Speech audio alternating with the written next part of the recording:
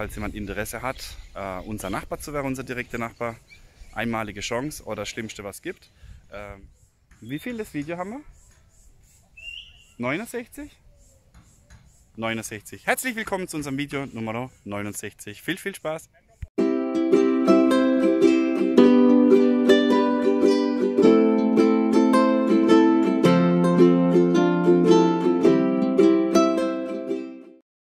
Buen dia. So, heute haben wir Samstag. Wir feiern Abschied. Jemand geht zurück nach Deutschland, aber nur vorübergehend. Und wir sind heute das erste Mal unterwegs mit dem Train nach Argentinien, nach Posadas. Ich zeige euch gerade mal die Fahrt und wie die Bimmelbahn aussieht. Was mir gefällt, vorne die paraguayische Fahne, dann kommt die argentinische Fahne. Ah.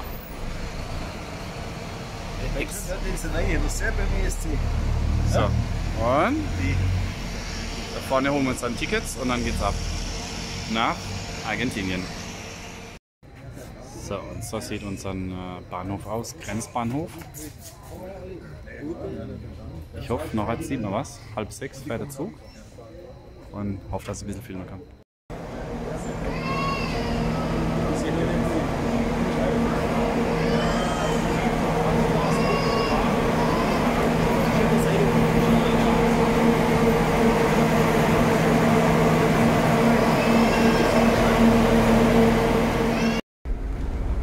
Eigentlich wollte ich ein Video machen, aber draußen ist rabenschwarz. Geht nicht. Wir wollten, Mario. Achso.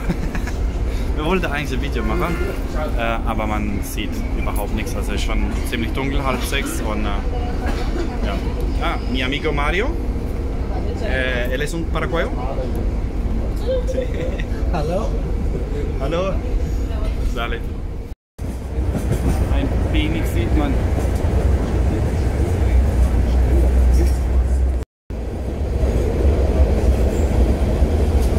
Encarnación y Posadas.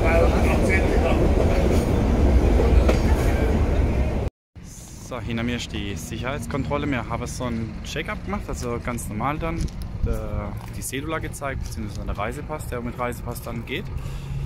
Und dann gehen wir noch zur Sicherheitskontrolle durch und das war's dann. So, jetzt sind wir in Argentinien und schnappen uns jetzt ein Taxi oder einen Bus und dann fahren wir rein. Die Fahrt dauert so an die 8 Minuten bis 10 Minuten. So, Olli, nachdem du mich jetzt zum Raucher deklariert hast. Ja, lustige Geschichte noch zu der Zugfahrt. Das Videomaterial war leider kaputt, deswegen mache ich es so. Die Zugfahrt an sich kostet 18.000 Guarani, das entspricht ungefähr 2,70 €. Und der letzte Zug nach Paraguay fährt um 5:30 abends. Und wir hatten eigentlich einen Fahrer, der uns wieder zurückbringt, dann über die Grenze. Der ist allerdings nicht erschienen und dann sind wir runtergefahren an die Grenze mit dem Taxi und sind dann gestanden, weil zu Fuß kann man nicht rüber gehen. Ja, und da haben wir halt getrampt, wie früher, und hat uns tatsächlich jemand mitgenommen und deswegen wurde ich eigentlich krank. So, jetzt geht's weiter im Video. Was eine unchristliche Zeit. Guten Morgen. So, ich zeige euch von gestern mal die Fortschritte, fasse es irgendwie zusammen. Ich war nicht sehr oft draußen auf dem Grundstück, weil ich ja den ganz gefährlichen Männerschnupfer gehabt habe. Aber es ist tatsächlich echt viel passiert. Bei uns wird der E-Strich verlegt. Bei der Casa Mimi wird das Dach fertiggestellt heute und gestrichen innen drin. Casa Rita ist fertig gefliest. Die Leisten, also die Sockel sind fertig und außenrum noch betoniert. Casa Angie da drüben wird gemauert, wird wahrscheinlich auch morgen fertig sein mit der Mauerarbeit. Das heißt, da schlagen wir auch das Dach auf und Casa Robby wird die Bodenplatte vorbereitet. Da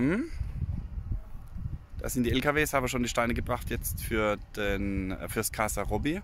Und ich denke doch, dass wir demnächst dann anfangen mit dem Casa Kai und Casa Mel. Und dann machen wir noch die 3 kleinen Häuser. Und dann heißt Anlege, Außenanlage, Anlege und die Straße. Also wir haben uns wahrscheinlich entfernt von dem ganzen Teere. Wir werden wahrscheinlich doch Ripio machen, weil das sind so große Wassermasse, was dann runterkommt. Das ist nicht mehr schön. Gut, dann zeige ich mal die Bilder. Ah, und bevor ich euch die Bilder zeige, und zwar, wir haben ein neues großes Projekt. Wir möchten dieser Gemeinde hier, ich zeige euch gerade mal, wie die aktuell ausgestattet sind mit der Bomberos. Ich blende euch mal ein Bild ein. Das ist das aktuelle Feuerwehrauto von den Bomberos, also von der Feuerwehr. Das funktioniert nicht, es fährt nicht, ist permanente Werkstatt. Und wir haben uns jetzt entschlossen, dass wir einen Spendeaufruf machen, dass wir auch wieder ein deutsches Feuerwehrauto hier rüber bringen in den Süden diesmal. Wir haben ja schon mal die Aktion gehabt mit der Stadt Jägros, wo wir dann gespendet haben. Das heißt, wenn ihr uns unterstützen möchtet, ihr könnt nach wie vor auf PayPal uns unterstützen, gerade mit dem Vermerk dann Feuerwehr. Ich danke recht herzlich voraus. Des Weiteren könnt ihr eine Kanalmitgliedschaft nun machen und ihr habt die Möglichkeit, damit uns zu unterstützen. Das fängt an bei 99 Cent im Monat. Also es wären 30% abgezogen, was dann bei YouTube bleibt. 70% kommen an. Diese werden dann komplett gespendet. Das heißt, wir haben das nächste Projekt zum Beispiel mit der Spende, mit der Kleiderspende. Wir wollen die Kinder unterstützen. Wir wollen ein Fest machen für die Kinder vor Weihnachten, dass jedes ein Geschenk kriegt. Und dann gibt es weiter, dann gibt es nochmal eine Möglichkeit, eine Mitgliedschaft, das wäre dann die für 9,99 € im Monat. Und da ist so, die Gimmicks, also das ist dann das Gleiche, also wird auch genommen, ein Teil dann zum Spende und ein Teil wird dann genommen, da könnt ihr gerade mal schauen, die Vorteile, beziehungsweise ich kann es mal einblenden. Und dann haben wir noch die große Mitgliedschaft, das ist dann die Spendenhilfe Gold oder Spendenhelfer Gold, das wären dann für 49,99 €. Und da habt ihr die ganzen Vorteile von dem Bronze und Silber mit dabei. Zuzüglich, ihr habt definitiv 2 Wochen Urlaub bei uns dann jedes Jahr gratis. Das heißt, es lohnt sich ja. Also das ist jetzt egal, wenn jetzt zum Beispiel eine Familie ist und einer macht jetzt die Mitgliedschaft, dann gilt das für die ganze Familie. Das heißt Vater, Mutter und Kind oder Kinder. Da spart ihr auf jeden Fall. Das heißt, es sind dann 600 € im Jahr und da spart ihr auf jeden Fall die Kosten. Also die Mehrkosten hier für das Objekt, wenn man es dann mietet, für 2 Wochen. Das große Haus mit 2 Schlafzimmern und es wird ein großer Teil dann abgeführt für die Spende. Ich habe jetzt lang genug gebabbelt. Ich zeige euch jetzt mal die Fortschritte und verabschiede mich auch dann. Ich denke, ja, die nächsten 2 Wochen geht es wieder richtig vorwärts. Ich bin wieder fit. Yay, das erste Mal heute. Ohne Schnupfen, ohne gar nichts. Es ist allerdings ganz viel angefallen an Arbeit oder angefallen an Arbeit. Das muss ich jetzt alles abarbeiten. Ich denke schon, dass wir nächste Woche Samstag wieder ein Video rausbringen. Wenn nicht, auch nicht schlimm. In 2 Wochen spätestens haben wir wieder eins. Und ja, wenn euch das Video gefällt, lasst einen Daumen nach oben. Abonniert unseren Kanal kostenlos. Ihr unterstützt somit schon indirekt dann die ganze Spendesache. Es sind einiges in Planung momentan im Hintergrund und wenn es dann reif wird, so jetzt mit dem Feuerwehrauto, dann verkünden wir das ganze Projekt. Aber es sind noch andere Sachen geplant. Ich danke euch, wünsche euch ganz viel Spaß beim Video.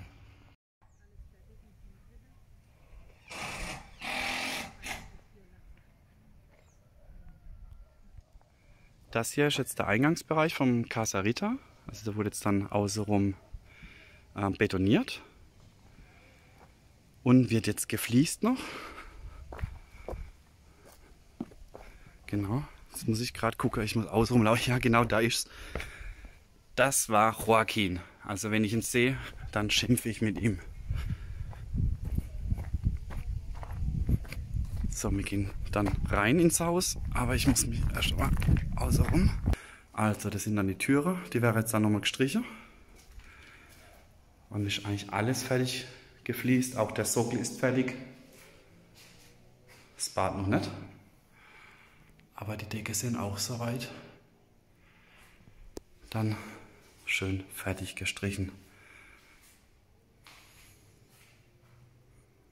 Riecht jetzt ein bisschen arg nach Lack, aber das ist normal. Ja.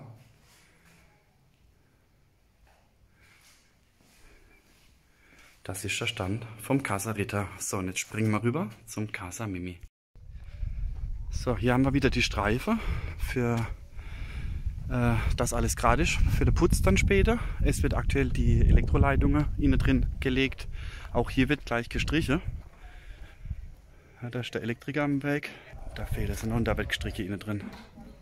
Das sind dann die Maler. Buenas. Das sieht sehr gut aus. So, und dann haben wir hier oben, dann ist wieder das Chapa.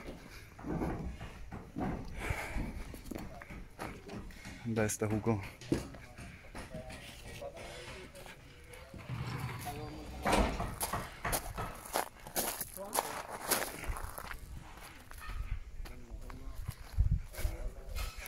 Hugo und Jorge. So, ich denke, morgen wäre sie fertig sein mit dem Dach.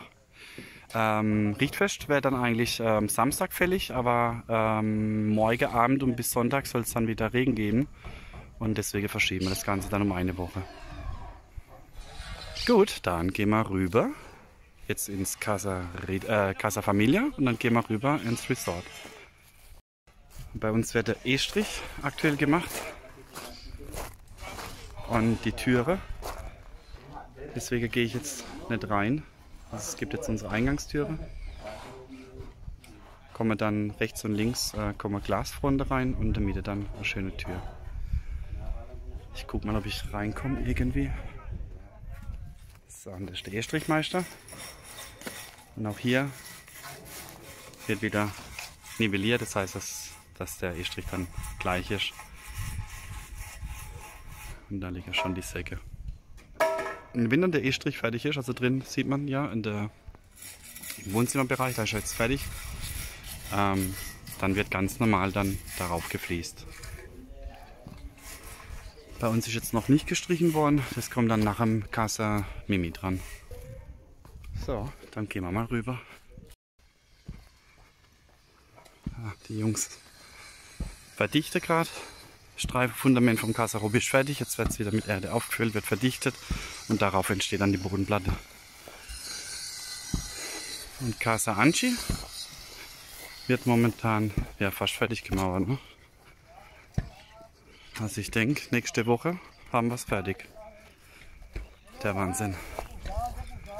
So, da vorne ist das Fenster jetzt ein bisschen höher, weil da kommt die Küche hin. Und dann haben wir das erste Schlafzimmer hier.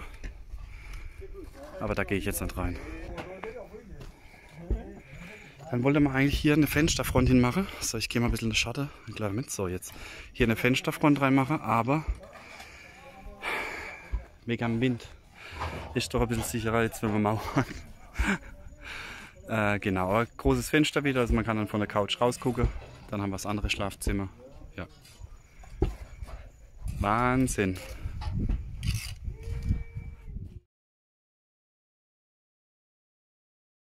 So, und da werden jetzt gerade die Steine abgeliefert. Und zwar, die Steine sind tatsächlich für Casa Kai und Casa Mel. Ja, also das heißt, es wird wahrscheinlich die nächsten 2 Wochen auch anfangen mit diesen Häusern. Schön. So, und ich habe jetzt auch wieder einen Plan vom Casa Robby. Und zwar, der Eingang befindet sich hier. Dann kommt man rein in den Küchenbereich, dann Wohnzimmerbereich. Dann geht es hier rein. Ich mache es gerade mal so. Dann geht es hier rein, da ist hier das Hauptschlafzimmer, das größte. Hier ist das Bad. Dieses Streifundament ist eigentlich unnötig. Und hier haben wir dann diesen Bereich dann das zweite Schlafzimmer. Und dann haben wir, wie gesagt, eine große Terrasse. Und dann noch den Garten dann außenrum. Ja, dann haben wir das. Und Casa Anchi, wie gesagt, schon erwähnt. Ausgerechnet jetzt muss er scheiden. Alles gut. Wird nächste Woche wahrscheinlich dann schon anfangen mit dem Dach. Also die sind wirklich zackig, die Jungs. Aktuell, ich habe jetzt 2 neue Leute eingestellt. Aktuell sind es 25 Bauarbeiter und 3 Gärtner. Also 28 Menschen arbeiten momentan auf dem Grundstück. So, und da haben wir den Cutter. Das ist unser längster Mitarbeiter, wo jetzt dabei ist. Cutter, Indien das? Sie. Genau, und die Jungs, das sind alle, wie gesagt, von unserem Barrio. No, está bien. Und wie gesagt, so sieht das jetzt aus. Ich verstehe halt auch nichts. Ja, Schlafzimmer, genau, Schlafzimmer. Dann kommt hier das Bad rein. Dann haben wir das zweite Schlafzimmer. Dann kommt hier das Bett hin. Und dann haben wir morgens beim Aufwachen dann diesen Blick. Genau, wie gesagt, alle Häuser sind geplant worden von uns. Also selber entworfen. Und es ist ein bisschen tricky, dass man alles berücksichtigt, ja, mit dem Blick und wo man ist, aber es funktioniert. Das heißt, mir war eigentlich nur ein Architekt gebraucht, der dann meine Pläne genommen hat. Also ich habe das dann auf dem Carbonpapier abgezeichnet, auf dem DIN A4-Blatt. Millimeterpapier habe ich keins gefunden. Und, aber tatsächlich hat es die Architektin geschafft, ja, denn die Pläne richtig oder beziehungsweise zu korrigieren und dann auf Papier zu bringen. Und sie hat dann nur dann bei der Municipalität dann das Ganze eingereicht. So. Ciao, ciao.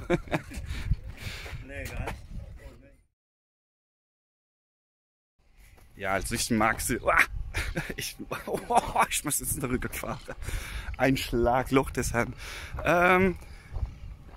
Ich mag sie, die Paraguayer, die sind immer gut gelaunt und ja, das Guarani, ich kann es noch nicht. Also ein paar Wörter, Karabi und Hatache Rogabe, Gau, Gai.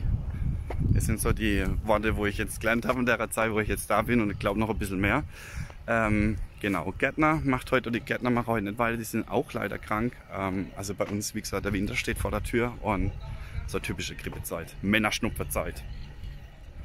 Und da haben wir gestern noch ein Foto gemacht, der Estrich ist jetzt drin und darüber wird weitergemacht. Der Estrich hat, glaube ich, 4 cm Dicke und ja.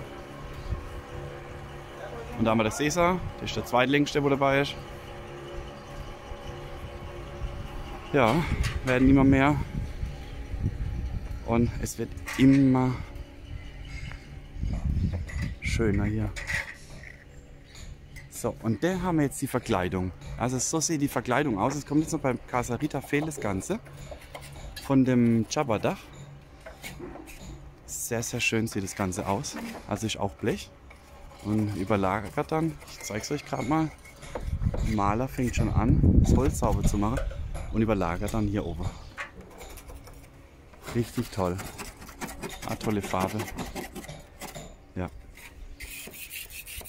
Casa Mimi, wie gesagt, das sind jetzt fertig mit der einen Seite. Guck gerade mal hin.